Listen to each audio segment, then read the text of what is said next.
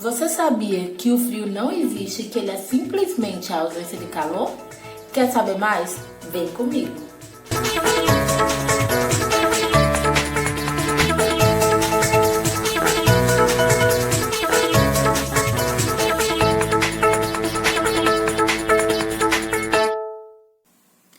Eu sou Thaís, eu sou professora de ciências e nessa aula nós vamos falar sobre calor, sobre temperatura, né, sobre quente, sobre frio e vamos tratar de assuntos que vocês irão ver lá na disciplina de física, só que de forma mais aprofundada, lá no ensino médio, tá? No ensino médio vocês vão ter uma disciplina chamada física e essa disciplina, ela vai estudar os fenômenos físicos, né? Que ocorrem naturalmente no nosso planeta. Então, lá na disciplina de física, em um compartimento dessa disciplina que é chamada de termologia, vocês vão estudar tudo isso que a gente vai falar agora.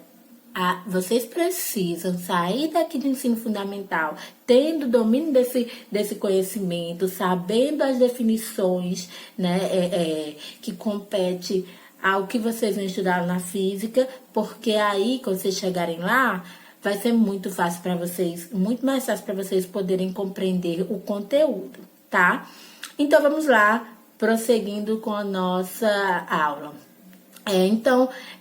No nosso cotidiano, né, no nosso dia a dia, nos deparamos com situações onde definimos os materiais, as coisas, né, como quentes e frias, ou até mesmo ambientes. Por exemplo, vocês podem achar determinadas coisas muito quentes ou muito frias, enquanto outras pessoas já não vão achar.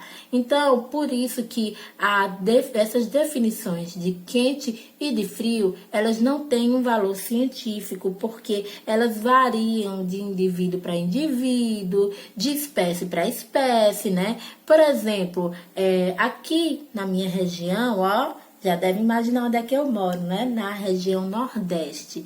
Aqui nós temos o clima semiárido. O que é isso? Tem períodos chuvosos e tem longos períodos de estiagem, né? Onde não há chuva. Então, os animais, os vegetais estão adaptados a esse clima. E as pessoas acabam também se adaptando. Eu, por exemplo, sou muito adaptada, estou muito bem obrigada aqui na minha região, adoro esse clima daqui. Então, quando eu viajo para lugares que chovem bastante, lugares mais frios, eu já não consigo me adaptar, já começa a aparecer logo uma coriza no nariz, frio demais, eu fico improdutiva, certo? Então, já outras pessoas que moram em regiões frias poderiam chegar aqui e em uma temperatura que para mim está de boas, elas estariam achando extremamente, absurdamente quente, né? Então, por isso que varia de organismo para organismo, de região para região, de adaptação de cada indivíduo, né? Por exemplo, pessoas mais gordinhas que têm mais tecido adiposo, elas tendem a sentir mais calor do que pessoas que têm menos tecido adiposo, tá? Então, em relação à espécie, os anfíbios, né, os sapos, rãs, pererecas, eles tendem a adaptar a temperatura do seu corpo de acordo com a temperatura do meio ambiente. Esse tipo de ser vivo que faz isso daí, a gente chama de ectotérmico, tá? Já nós somos endotérmicos. Por quê? Porque nós temos temperatura constante, né, no nosso organismo. Nossa temperatura normal é de 36 a 37 graus. Então, essa temperatura constante interna do nosso organismo, né, somos inclusive chamados de animais de sangue quente, né? Ela não vai variar a menos que você esteja doente, né? Aí começa a sentir febre, foi infectado com alguma coisa e o corpo responde dessa maneira. Então, tendo esse aumento de temperatura, por exemplo, né, que é um sintoma. E lá no início do vídeo, eu falei para vocês que o frio não existe. E de fato ele não existe. Ele é a ausência de calor. O calor é uma energia em transição, a energia térmica, tá? Em transição. Então, um corpo, a matéria, né, que tende a ter maior energia térmica, ter mais energia térmica, ela perde naturalmente o calor, ele sai, a gente não retém calor, a gente não guarda o calor pra gente, entendeu? Não tem condição de a gente fazer isso, né? Então, a gente vai perdendo esse calor para o ambiente, né? Ou seja, a matéria, o corpo de maior energia térmica, ele perde para o que tem menor energia térmica. Quando você quer esfriar um alimento, tipo, quero congelar aqui o meu sorvete que tá derretendo, vou botar aqui ele na geladeira para congelar. O que tá acontecendo? O seu sorvete tem mais energia térmica que a geladeira. Quando você coloca lá, ele perde a energia térmica para a geladeira, tá? E isso vai acontecendo até que eles se igualem a uma determinada temperatura. Quando eles se igualam a uma temperatura ali, aí um para de perder energia para o outro e fica os dois com temperatura estável, tá? Compreendendo o que é o calor, que é essa energia em transição, né, que a gente não retém, vamos compreender o que é a temperatura, que eu acabei de falar agora de temperatura para vocês, né? Então, tem gente até que confunde calor com temperatura. Mais uma coisa, outra coisa, outra coisa. Tá? Não vamos confundir isso. A temperatura é o grau, a medida, né, do grau de agitação das moléculas. Como assim? Quando um determinado material, né, o corpo, ele tá com a temperatura elevada, significa que as moléculas estão mais agitadas, tá? Então, por exemplo, a água. Vou colocar aí uma imagem para que vocês possam ver as moléculas de água nos 3 estados, sólido, líquido e gasoso. Percebam aí que no estado sólido, as moléculas eles estão bem juntinhas, né? Não tem muita agitação, né? Quase nada de agitação entre elas estão bem grudadinhas, né? Igual a gente, quando a gente tá sentindo frio, a gente não tende a ficar mais encolhidinho, né?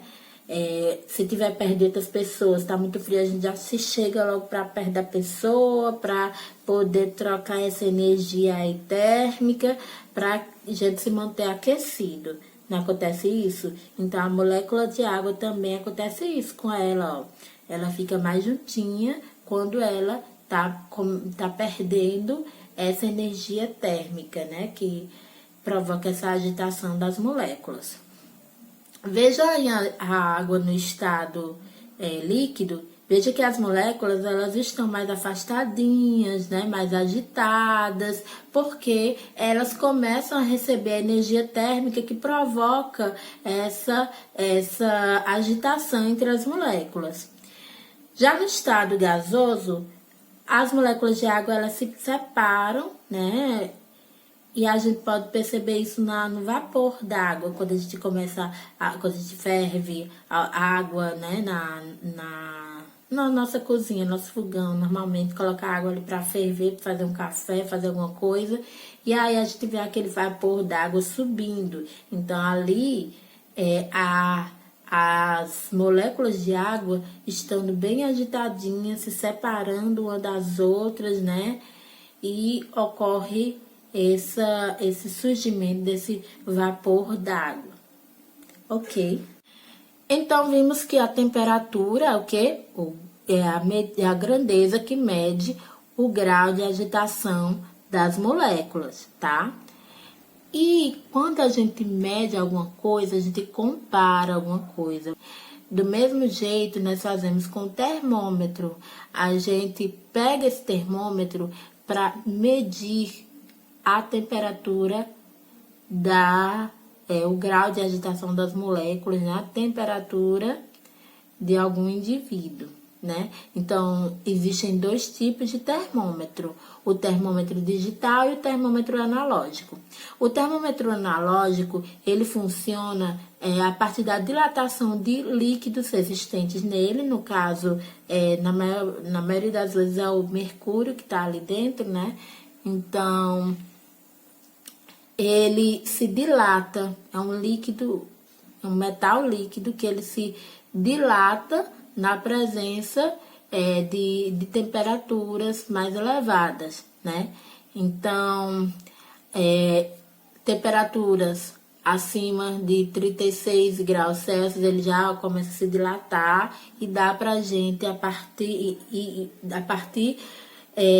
do nível de dilatação do mercúrio, saber em qual temperatura o nosso corpo se encontra, tá? Então, quando nós estamos com febre, o nosso hipotálamo, ele recebe informações do nosso organismo, né? Que a gente foi infectado com algum micro-organismo, que nosso corpo passou por alguma infecção e por isso a gente precisa combater essa infecção.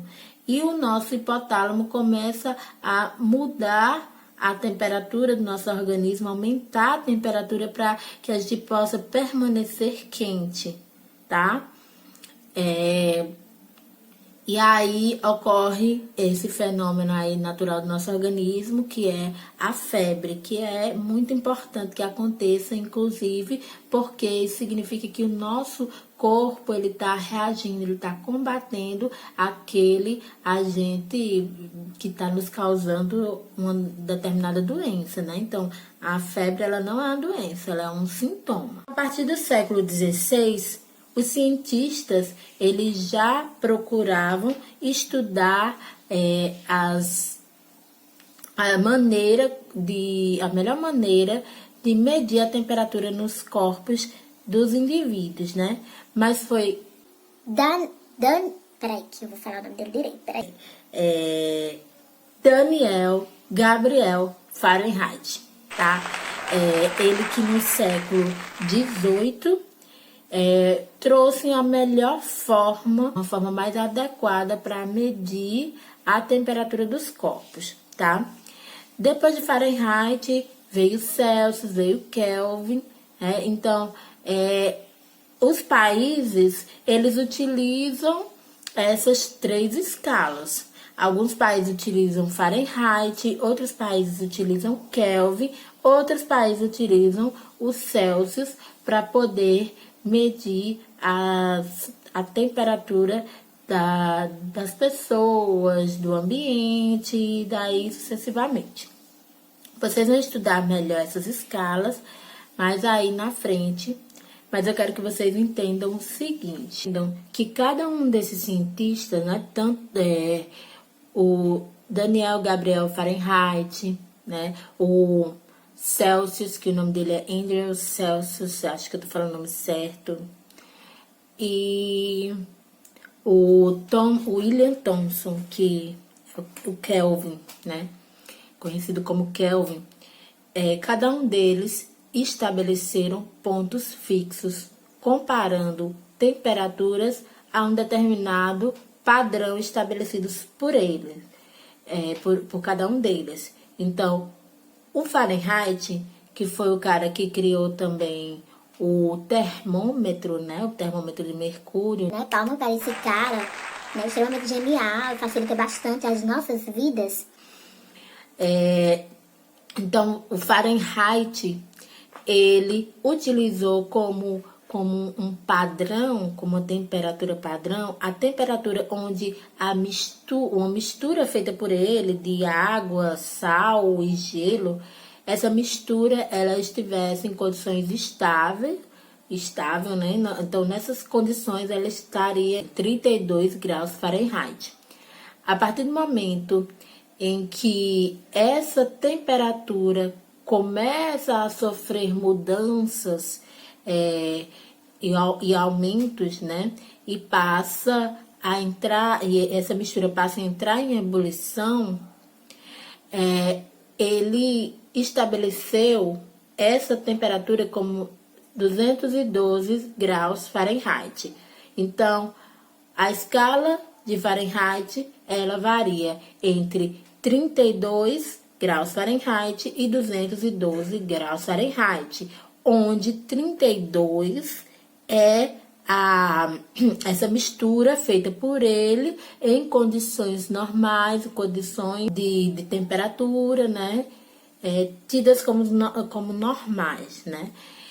E 212 graus Fahrenheit é quando essa mistura passa a entrar em ebulição, a ferver. Já Andrew Celsius, ele utilizou como padrão a água no seu estado sólido, entrando em fusão, que é aquele estado em que a água está começando a passar do estado sólido para o estado líquido, né? Então tá ali aquele gelinho tão sólido que quando a gente trisca é capaz do nosso dedo grudar lá, né? Então, quando ele começa a ficar mais suadinho, né? Começando a aparecer as primeiras gotículas ali, resquícios ali de líquido, então a gente diz que a água está em fusão. Celsius, ele estabeleceu 0 graus para a água em fusão e estabeleceu 100 graus para a água em ebulição. Então, foram os pontos fixos estabelecidos por Celsius. Já Kelvin utilizou como padrão uma determinada temperatura onde um gás observado por ele, né, que estava dentro de um recipientezinho de vidro, esse gás ele estava sob agitação, essas moléculas extremamente agitadas ali, e ele expôs esse gás nesse recipiente em quantidades extremamente baixas, níveis extremamente baixos de temperatura, de forma que essas moléculas desse gás pararam de se agitar.